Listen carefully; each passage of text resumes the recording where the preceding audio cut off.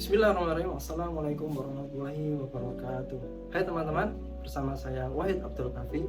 Saya mahasiswa Ilmu Komunikasi Universitas Muhammadiyah Karanganyar.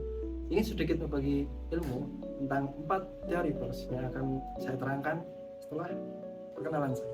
Dalam buku yang berjudul For Theories of the Pers 1956, teori pers terbagi menjadi 4, yakni yang pertama adalah teori pers otoriter, yang kedua adalah teori pers bebas, kemudian teori pers bertanggung jawab, yang kemudian setelahnya ada teori pers komunis. Yang pertama adalah teori pers secara otoriter atau secara pemerintahan.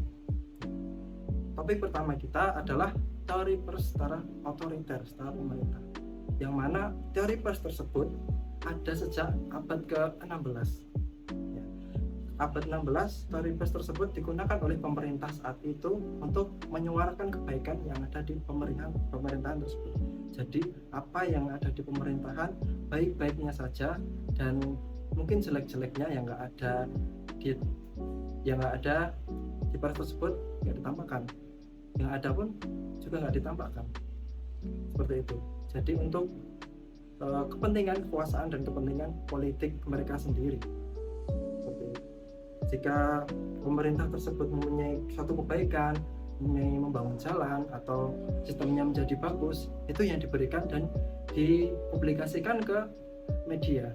Yang tidak bagus seperti pemerintah yang tangan besi yang bisa semena-mena dalam kebijakannya, itu tidak dipublikasikan dalam persnya atau dalam berita jurnalistiknya tersebut.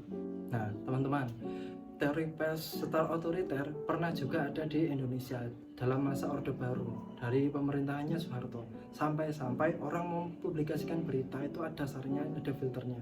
Dan ataupun orang-orang yang menyiarkan berita di radio pasti ada pengawasnya. Jadi semua berita yang masuk dan dipublikasikan itu pasti nggak bebas dan nggak pasti dihambat oleh pemerintahan tersebut. Dan jika tidak ada unsur pemerintahan atau tidak ada kebaikan dari pemerintahan, mungkin bisa ditolak dari media pers.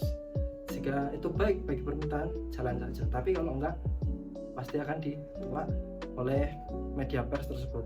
Bahkan di semua media pers, tidak ada media pers bebas di kala itu, di kala pemerintahan Soeharto atau di pemerintahan Orde Baru yang masih memakai sistem teori pers otoriter. Jadi intinya dalam teori pers otoriter itu adalah teori pers yang mana persnya tersebut dibatasi oleh pemerintahan dan dibatasi oleh suatu hukum yang berlaku dalam negara tersebut. Kemudian teman-teman, kita masuk ke pembahasan kedua, yaitu teori pers bebas, yaitu dalam bahasanya liberation theory. Liberation theory, teori bebas mencapai puncaknya pada abad ke-19. Pada abad ke-19 tersebut, setelah mereka dikekang oleh teori pers secara otoriter, secara pemerintahan, yang mana harus disaring, harus ada kekangan dari pemerintah, maka teori pers bebas muncul pada abad ke-19 yang mencapai puncaknya. Pada teori pers bebas tersebut, yang sebelumnya isinya pemerintah semuanya yang baik-baiknya saja, kemudian berubah, tidak hanya pemerintah saja, tapi isinya adalah hiburan, terus isinya adalah hal-hal yang baru, hal-hal yang budaya-budaya mereka.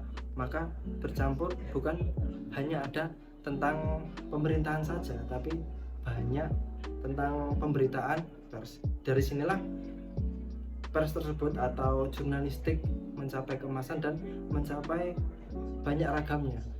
Ragam tentang olahraga, ragam tentang budaya, tentang hiburan, dan tentunya seperti yang pers pertama adalah tentang pemerintahan atau tentang politik yang sampai saat ini masih dibahas.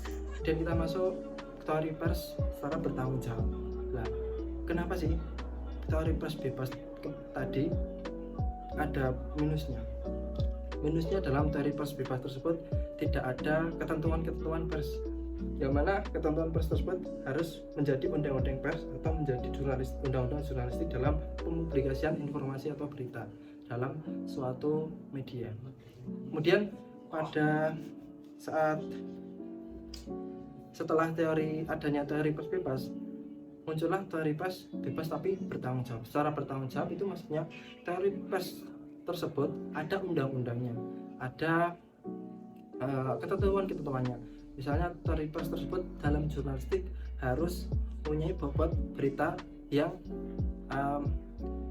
mendidik atau ada edukasinya, atau dalam suatu berita tersebut tidak ada suatu kesia-siaan atau tidak ada pemberitaan tentang berita yang sampah tersebut. Kemudian kita masuk ke teori yang terakhir ya teman-teman, teori pers komunis Soviet, the Soviet Communist Theory ya.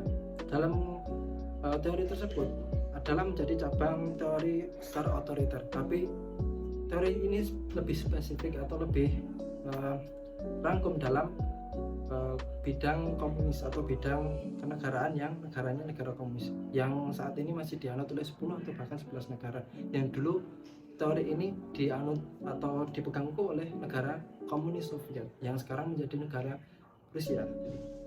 Untuk sekarang teori komunis ini atau teori pers yang tidak bebas ini masih dipakai oleh negara komunis Tiongkok, yaitu Republik Rakyat Cina.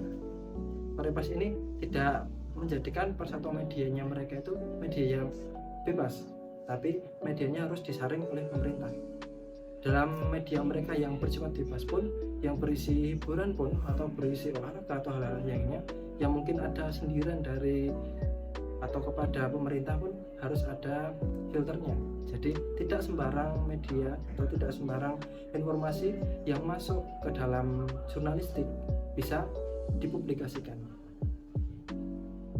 Mungkin teori tersebut ada plus minusnya, dari teori pers otoriter, dari teori pers bebas tanggung jawab, atau teori pers komunis. Intinya dalam publikasi berita, baik buruknya itu yang menakar kita sendiri, yang mendapatkan informasi juga kita.